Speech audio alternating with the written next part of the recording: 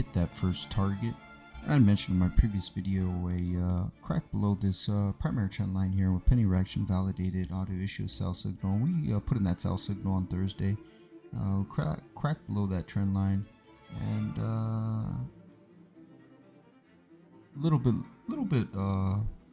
it was bought up and bid up a little bit before my first price target for a 2.9% drop, and really this can be adjusted now right at that key 288 level. I'm going to switch that up now, and plenty of reaction. It's very solid support now with the new reactions that we've got. And again, you'd like to cover profit a little bit before the actual price support, just because there's going to be a lot of bidders and there's going to be a lot of buyers that enact those limit buys, and they're going to start buying up a little bit below price support, close to hitting it on the knocking it on the bullseye. But as far as anything, you do want to collect profit a little bit before we hit those price supports, because there's going to be a lot of buys in set below.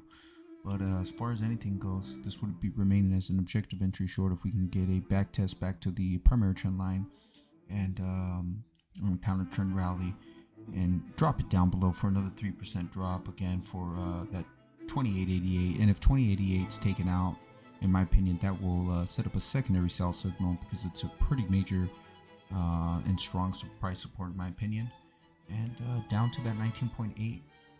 Second target for 7.5% drop to T3 1833 for a 14.4% drop, down to 1653 for a 22.8% drop if things get real bad.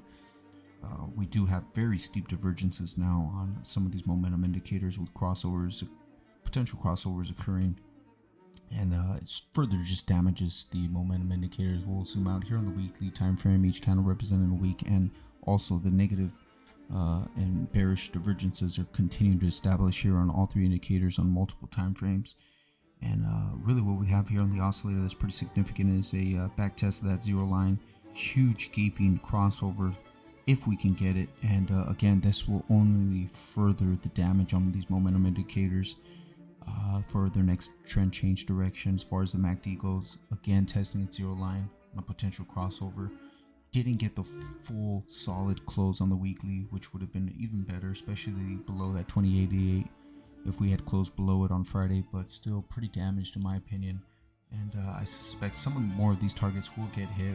It's only a matter of time now. If we can have a solid candle close above this primary trend line, then it's time to scale out and the bulls will be in control.